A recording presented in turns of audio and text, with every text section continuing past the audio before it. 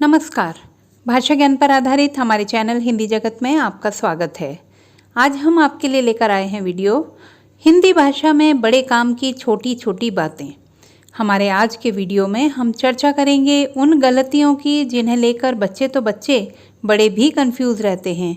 यानी दोस्तों, आज का यह वीडियो बच्चों के साथ साथ बड़ों के लिए भी उपयोगी है। तो चलिए प्रारंभ करते हैं आज का वीडियो। हम अच्छी खासी हिंदी बोल लेते हैं और काफ़ी हद तक सुंदर शुद्ध लेखन भी कर लेते हैं। फिर भी लिखते समय कुछ जगहों पर हम बड़े डाउटफुल हो जाते हैं कि यह या वो। चलिए देखते हैं कुछ ऐसे ही डाउट्स। प्रारंभ करते हैं मैं व मैं के प्रयोग से। अक्सर मैं के स्थान पर मैं एवं मैं के स्थान पर मैं का प्रयोग कर दिया जाता है। ध्यान रखिए, मैं कारक की विभक्ति अधिकरण कारक है, अर्थात वाक्य में संज्ञा सर्वनाम को अन्य शब्दों के साथ जोड़ने का कार्य करती है। जैसे अनीता कमरे में नहीं थी, पुस्तक अलमारी में रखी है। वहीं मैं सर्वनाम शब्द है जिसका प्रयोग स्वयं के लिए किया जाता है। जैसे मैं बाजार जा रही हूँ, मैं कल विद्यालय जाऊंगी। दूसरे नंबर पर देखते हैं कि और की का प्रयोग। कि या की लिखते समय प्रायः आप ठिठक जाते हैं कि क्या लिखना है, कि या की।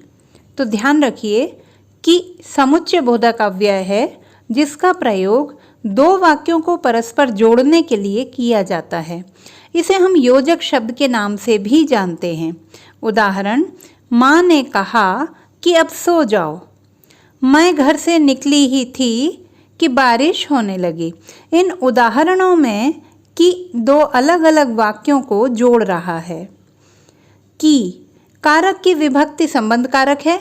यह वाक्य में दो शब्दों के मध्य संबंध स्थापित करता है। जैसे कि यह माँ की साड़ी है, दवाई की दुकान देर तक खुलती है। यहाँ प्रथम वाक्य में की जो है माँ और साड़ी का संबंध बता रहा है, तो दूसरे वाक्य में दवाई और दुकान के मध्य संबंध को प्रदर्शित कर रहा है। तीसरा पॉइंट, है और हैं का प्रयोग। है और हैं का प्रयोग ज़्यादातर असावधानी से किया जाता है। मन हुआ तो बिंदी लगा दी, अन्यथा नहीं। यहाँ इन दोनों का फर्क समझिए। है होना क्रिया का रूप है और सदैव वर्तमान काल एक वचन के साथ प्रयुक्त होता है। जैसे राम खाना खाता है, दूध वाला आया है। जबकि है के साथ प्रयुक्त होने वाली बिंदी अर्थात अनुस्वार उसके रूप को पूरी तरह बदल देता है। हैं का प्रयोग सदैव वर्तमान काल में बहुवचन संज्ञा या सर्वनाम के साथ किया जाता है। उदाहरण, मीरा और नैना आई हैं, वे दौड़ लगा रहे हैं। यहाँ ध्यान रखें, एक वचन क्रिया शब्द का प्रयोग आदरार्थ बहुवचन में किया जाता है। जैसे पिताजी आए हैं। चौथा पॉइंट, ड ढ ढ का प्रयोग। ड और ढ ध्वनियाँ संस्कृत मूल की ध्वनियाँ हैं, परंतु ड़ और ढ हिंदी के विकास के साथ हिंदी की अपनी ध्वनियाँ हैं। ड और ढ का प्रयोग सदैव शब्द के प्रारंभ में किया जाता है, मध्य या अंत में नहीं। जबकि ड़ और ढ का प्रयोग सदैव किसी शब्द के मध्य या अंत में होता है, प्रारंभ में इसका प्रयोग नहीं किया जाता। जैसे आदि मध्य और अंत के हिसाब से हम देखें तो डलिया, डमरू, ये प्रारंभ में ड आने वाले शब्द हैं। मध्य के हिसाब से देखिए सड़क और गाड़ी, अंत में दौड़, गड़बड़ आदि। यहाँ ध्यान दीजिए, यदि किसी शब्द में मध्य या अंत में कोई अन्य वर्ण आ रहा हो तो उनके साथ ड और ढ का प्रयोग किया जा सकता है। जैसे पंडा, डंडा, गड्ढा, गड्ढमड आदि। अक्सर ड़ का उच्चारण कठिन प्रतीत होने के कारण र उच्चरित कर दिया जाता है। यहाँ तक कि लिखते समय वर्तनी में भी वही का वही लिख दिया जाता है। जैसे पूड़ी के स्थान पर हम लिखते हैं पूरी, साड़ी के स्थान पर साड़ी, बड़ी की जगह बरी आदि। यहाँ सभी उदाहरणों में प्रथम शब्द ही शुद्ध हैं, यानी कि पूरी, साड़ी और बड़ी। पूरी, सारी या बड़ी जो है वर्ण की भिन्नता के साथ साथ अर्थ में भी भिन्न हो जाते हैं। कुछ आगत शब्दों जैसे अंग्रेजी के शब्दों में भी मध्य या अंत में ड का प्रयोग किया जाता है, जैसे रोड, रेडियो, कोड, सोडा आदि। अब देखते हैं अनुस्वार और अनुनासिक का प्रयोग। अनुस्वार शुद्ध नासिक के व्यंजन है। हिंदी में इसका प्रयोग पंचमाक्षर या पंचम वर्ण के स्थान पर किया जाने लगा है। यदि किसी पंचमाक्षर के बाद उसी वर्ग का कोई वर्ण आता है तो वहाँ पंचमाक्षर अनुस्वार में बदल जाता है, जैसे चंचल, संध्या, संपादक, ठंडा आदि। यहाँ ध्यान दें, जैसे संध्या में प्रयुक्त होने वाला अनुस्वार न और उसके बाद आने वाला ध वर्ण दोनों त वर्ग से हैं, इसीलिए यहाँ पंचमाक्षर न का प्रयोग अनुस्वार के रूप में हुआ है। इसी तरह संपादक में पा से पूर्व पंचमाक्षर म का प्रयोग है। ये दोनों ही प वर्ग से हैं, अतः इसे आधे म के रूप में न लिखकर अनुस्वार के रूप में लिखा जाएगा। जहाँ तक अनुनासिक यानी कि चंद्र बिंदु के प्रयोग का प्रश्न है, तो सबसे पहले जान लें कि इसका प्रयोग अत्यावश्यक है, क्योंकि इसके प्रयोग के अभाव में प्रायः अर्थ में भ्रम की गुंजाइश बनी रहती है। जैसे हंस एक पक्षी है तो हंसना क्रिया है। अंगना अर्थात स्त्री विशेष के लिए बात हो रही है, तो अंगना घर के आंगन के लिए प्रयुक्त होता है। हालांकि शिरोरेखा के ऊपर जुड़ने वाली मात्रा के साथ प्रयोग में कठिनाई होने के कारण इसके स्थान पर अनुस्वार का प्रयोग किया जा सकता है, जैसे मैं, नहीं आदि। आगत स्वर अ का प्रयोग। अंग्रेजी के जिन शब्दों में अर्धविवृत अ ध्वनि का प्रयोग होता है, हिंदी में उनके शुद्ध रूप हेतु आ की मात्रा के ऊपर अर्धचंद्र का प्रयोग किया जाता है, जैसे copy, coffee, office, offer, hall आदि। ध्यान रहे यह ध्वनि हिंदी के आ एवं ओ के मध्य की ध्वनि है। जैसे कॉपी शब्द के लिए कापी या कॉपी कहना पूरी तरह अनुचित है। ठीक इसी प्रकार हॉल के लिए हाल या होल कहना अनुचित होगा। अब बात करते हैं र के रेफ की। अक्सर र के रेफ को लेकर यह भ्रम होता है कि इसे कहाँ लगाया जाए, ऊपर या नीचे। यदि ऊपर तो किस वर्ण के ऊपर?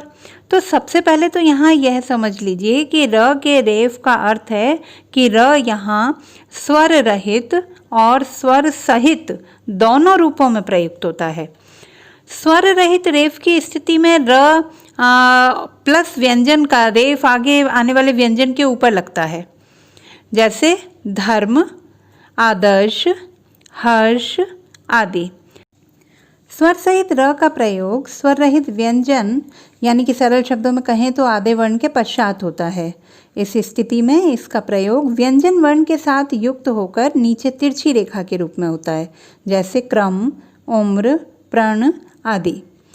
ट, ठ, ड जैसे व्यंजनों के साथ युक्त होने पर इसका स्वरूप बदल जाता है, जैसे ट्रक, ड्रम आदि। रि के प्रयोग में भी भ्रमवश री का प्रयोग किया जाता है, जैसे ऋतु, ऋषि, कृपा आदि। यहाँ स्क्रीन पर देखें, कोष्ठक में दिए गए शब्द शुद्ध रूप हैं। इसके अनुचित प्रयोग से शब्दों का अर्थ भिन्न हो जाता है। समानोच्चारित भिन्नार्थक शब्द युग्मों में इनके अंतर को समझा जा सकता है, जैसे गृह, घर, ग्रह, नक्षत्र। उपग्रह मुख्य घर से अलग घर और उपग्रह यानी कि सैटेलाइट, अतः इसके प्रयोग में ध्यान अपेक्षित है। अगली भ्रामक त्रुटि है हलंत की। हल चिन्ह का प्रयोग करते समय कुछ बातों पर ध्यान देना बहुत आवश्यक है, जैसे खड़ी पाई वाले वर्णों जैसे कि क, फ, म, न आदि में हलंत का प्रयोग करने के स्थान पर उसे बाद में आने वाले वर्ण के साथ संयुक्त कर दिया जाता है, जैसे संयुक्त, सभ्य, कच्चा, कुत्ता आदि। किसी शब्द के अंतिम वर्ण में हलंत का प्रयोग मान्य है। हालांकि इनका प्रयोग मुख्यतः तत्सम शब्दों में ही शेष है, जैसे अर्थात, सन आदि। हलंत चिन्ह युक्त वर्ण से बनने वाले संयुक्ताक्षर में यदि द्वितीय व्यंजन के साथ छोटी ई की मात्रा हो तो उसका प्रयोग केवल द्वितीय व्यंजन के तत्काल पूर्व ही किया जाएगा, जैसे द्वितीय, बुद्धिमान, चिह्नित आदि। य और व का प्रयोग। यह समस्या विद्यार्थियों को ही नहीं बड़े बड़े विद्वानों को भी भ्रमित करती है। कहाँ और किन परिस्थितियों में ए का प्रयोग करें या ये का प्रयोग करें, समझ ही नहीं आता। इस संबंध में निर्धारित नियम भी बदलते रहे हैं। वर्तमान में केंद्रीय हिंदी निदेशालय के अनुसार क्रिया, विशेषण, अव्यय आदि में जहाँ के श्रुतिमूलक य और व का प्रयोग विकल्प से होता हो, वहाँ स्वरात्मक रूपों का ही प्रयोग किया जाएगा। यहाँ स्क्रीन पर आप इनके शुद्ध और अशुद्ध रूप को देख रहे हैं, जैसे कि किए, नई, हुआ आदि। यहाँ ध्यान रहे, संस्कृत के जिन शब्दों के अंत में य उसके मूल रूप का अंग हो, वहाँ परिवर्तन नहीं होगा, जैसे स्थायी, उत्तरदायी, अनुयायी आदि।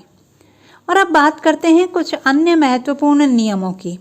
हिंदी में कुछ शब्दों के दो दो रूपों को समाज में मान्यता प्राप्त है, जैसे गर्दन, गर्मी, बिल्कुल, कुर्सी आदि। ये दोनों ही रूप यहाँ पर मान्य हैं। इस समय स्क्रीन पर आप इसके दोनों रूपों को देख रहे हैं।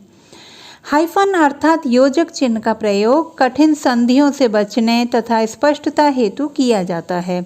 मुख्यतः इसका प्रयोग द्वंद्व समास के पदों के मध्य तथा सा, जैसा आदि से पूर्व किया जाता है, जैसे तुम सा, तुम जैसा, लेन देन, खाना पीना आदि। तत्सम शब्दों में तीन व्यंजनों के संयोग की स्थिति में एक द्वित्व मूलक व्यंजन के लोप की छूट है, जैसे अर्ध, उज्ज्वल, तत्व आदि। तो बच्चों, ये थे वो छोटे छोटे नियम जिनके प्रयोग से हम शुद्ध लेखन में पारंगत हो सकते हैं। मिलते हैं फिर ऐसे ही किसी अन्य वीडियो के साथ। तो भाषा संबंधी किसी भी समस्या के समाधान हेतु बने रहिए सुनीता भटनागर हिंदी जगत के साथ। आपका दिन शुभ हो।